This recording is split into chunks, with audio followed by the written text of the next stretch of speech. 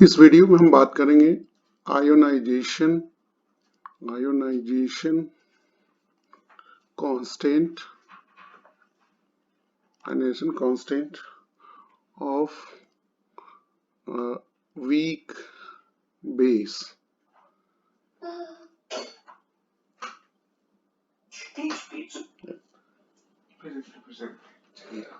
इसको काट।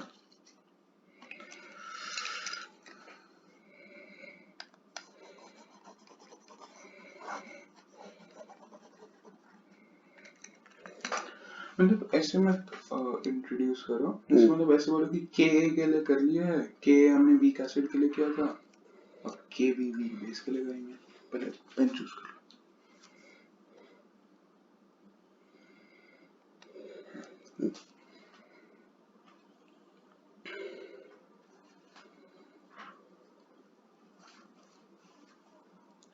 इस वीडियो में हम बात करेंगे ionisation constant for a weak base. इससे पहले वीडियो में हमने बात करी थी के यानी ionisation constant for the weak acid. ये भी सेम है, बस ये बेस के लिए है।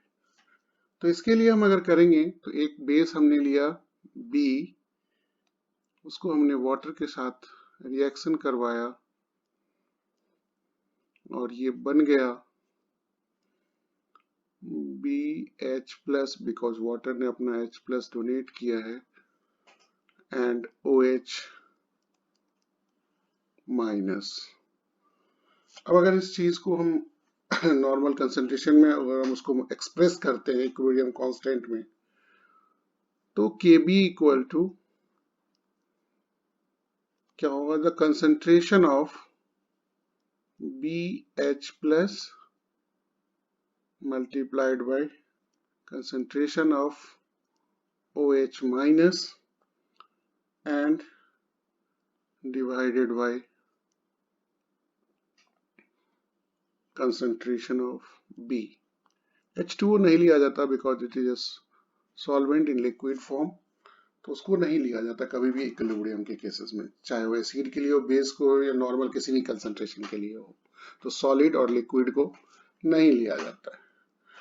नाउ अब हम करते क्या है, इसी को हम बोलते हैं Kb is known as dissociation constant of the base. Kb is known as dissociation constant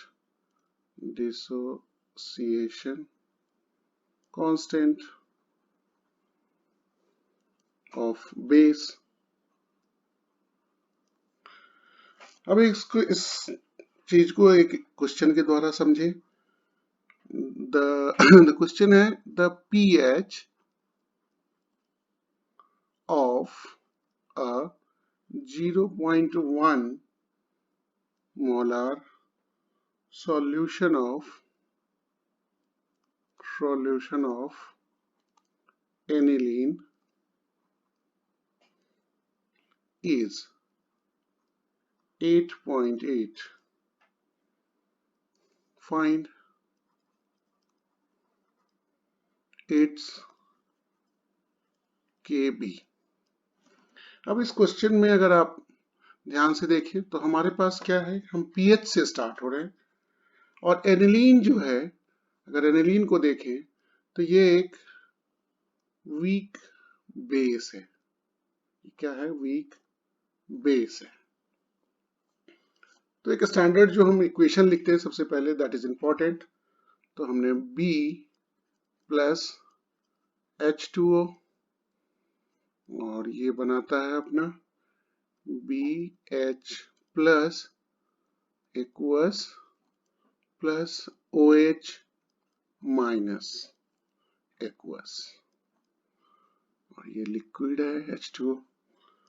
और जब हम इसमें इस क्वेश्चन से हम अगर हम देखें तो इनिशियल कंसंट्रेशन जो है, इनिशियल कंसंट्रेशन वो है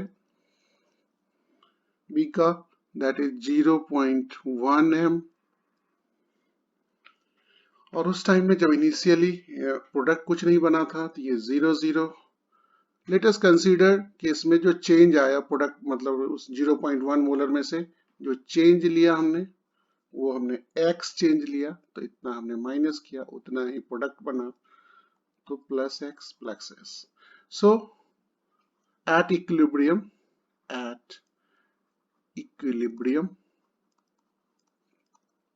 जो हमारा ये कंसंट्रेशन होगा दैट विल बी, दोनों को घटा लेंगे इनिशियल और चेंज को, तो 0.1 मोलर माइनस x, और इधर तो वही रह जाएगा plus x and plus x।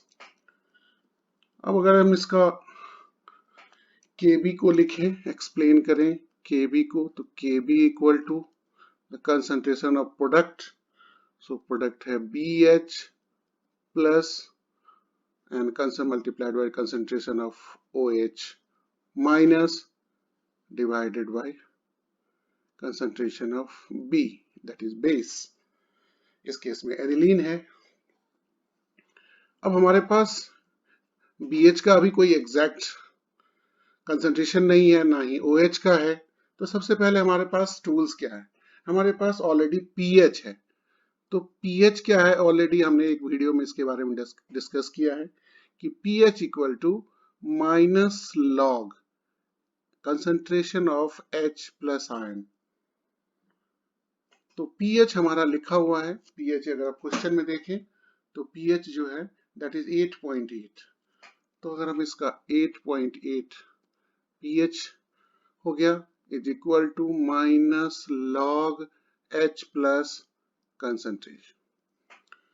तो अगर हमें H प्लस कंसंट्रेशन चाहिए तो हमें क्या करना पड़ेगा, H प्लस कंसंट्रेशन निकालने के लिए हमें करना पड़ेगा, लॉग को अगर दूसरे साइड ले जाते हैं तो वो एंटी लॉग हो जाता है, तो हमने एंटी लॉग कर दिया, माइनस ऐसे ही रहने दिया, एंड देन 8.8 जो था वो ऑलरेडी दिया, सो नथिंग चेंज्ड, केवल हमने लॉग को एंटी लॉग किया, क्योंकि जब जैसे प्लस माइनस हो जाता है, माइनस प्लस हो जाता है, मल्टीप्लाई डिवाइड हो जाता है, इक्वल टू के दोनों तरफ जब एक्सचेंज करते हैं तो लॉग के लिए उसे हम एंटी लॉग बनाते हैं।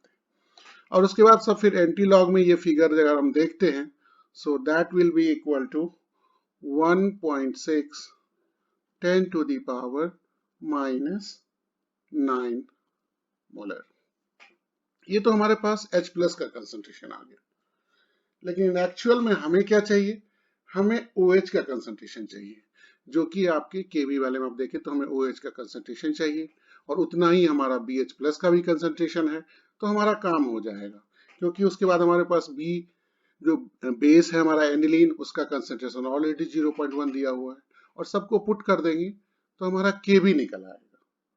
तो इसके लिए हम कैसे करें, तो इसके लिए भी हमने हमने एक एक वीडियो बनाया है जिसमें के डब्ल्यू हमने आयनिक कांस्टेंट ऑफ वाटर जो है, आयनाइजेशन ऑफ द वाटर, उसके लिए बनाया था। उस वीडियो में मैंने इसके बारे में एक्सप्लेन किया है कि अगर H प्लस है आपके पास और OH चाहिए तो OH कंसेंट्रेशन कैसे निकालेंगे, उसके लिए फॉर्मूला हो जाता है KW upon the concentration of H plus ion. KW अगर आपको याद हो तो that is equal to 1 multiplied by 10 to the power minus 14, और नीचे जो हो जाएगा अभी हमने निकाला है H plus, that is 1.6 10 to the power minus 9 molar. अब इन दोनों को जब हमने किया सिंपल कैलकुलेशन सिंप्लीफिकेशन करके, हमें जो मिला that is 6.25 10 to the power minus 6, और ये जो है जो ऑलरेडी हमने कहा OH कंसेंट्रेशन है, और OH concentration that is equal to x, तो हमारा x आ गया, तो दोनों ही x है। अब इस वैल्यू को हम Kb वाले इक्वेशन में जो हमने किया है उसमें पुट कर देंगे, तो Kb का इक्वेशन है हमारा, तो Kb इक्वल टू